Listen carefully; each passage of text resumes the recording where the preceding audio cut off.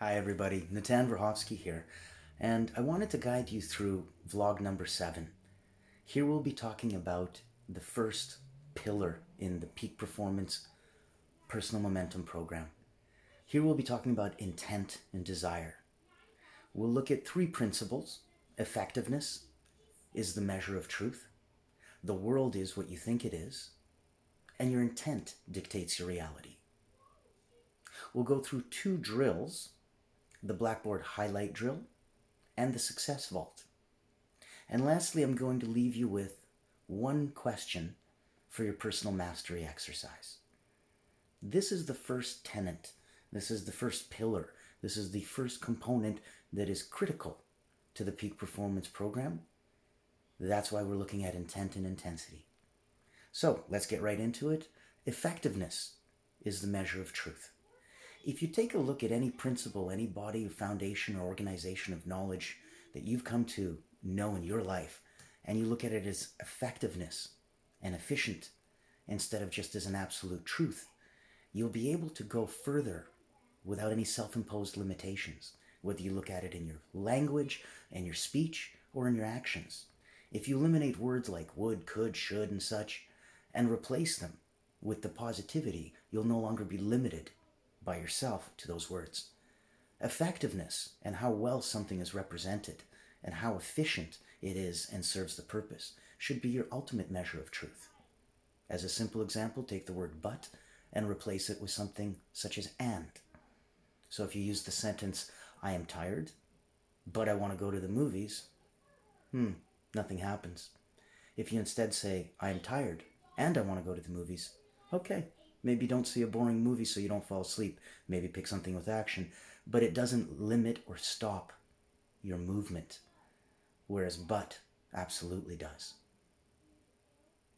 The second principle, the world is what you think it is very clearly the way that you situate yourself is 100% what happens internally and externally. So within as is without. And what you find, the way that if you're one of those people that has rosy colored glasses and sees the world that way, it absolutely is that way. If you see the world as a horrible, dark, and dangerous place, it not only reflects on yourself, it becomes that car that you just bought that you never noticed before. Now all of a sudden you notice everyone has one of those. And that's the entire point, that the world is exactly what you think it is, especially if you look at it in a positive way. You'll see all the good out there. And then the third principle that I wanted to bring up, that your intent dictates your reality.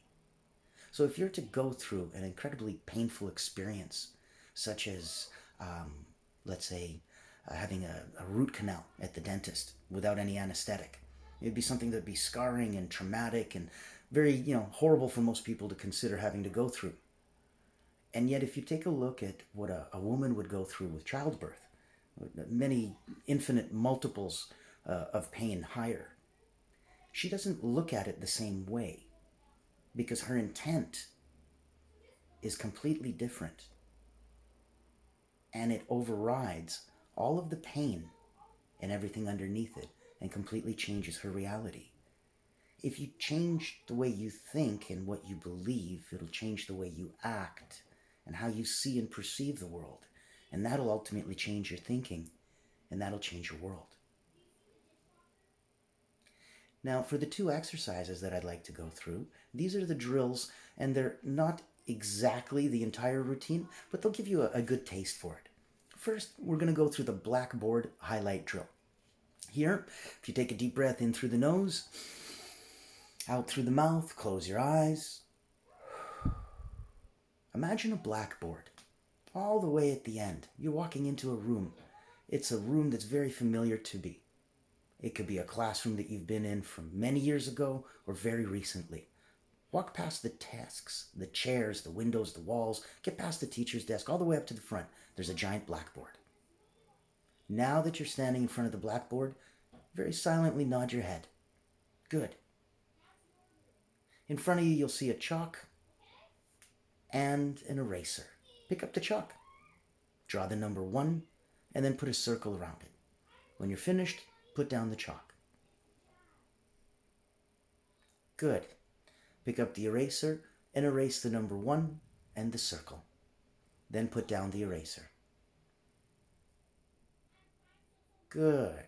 Take a deep breath. Pick up the chalk. Draw number 2 and a square around it.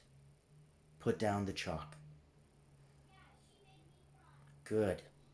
Pick up the eraser. Erase the number 2 and the square around it. Excellent. Now pick up the chalk. Draw the number 3 and a triangle. Good. Now pick up the eraser, erase everything. Excellent. Put down the eraser, take a deep breath. In through the nose, out through the mouth.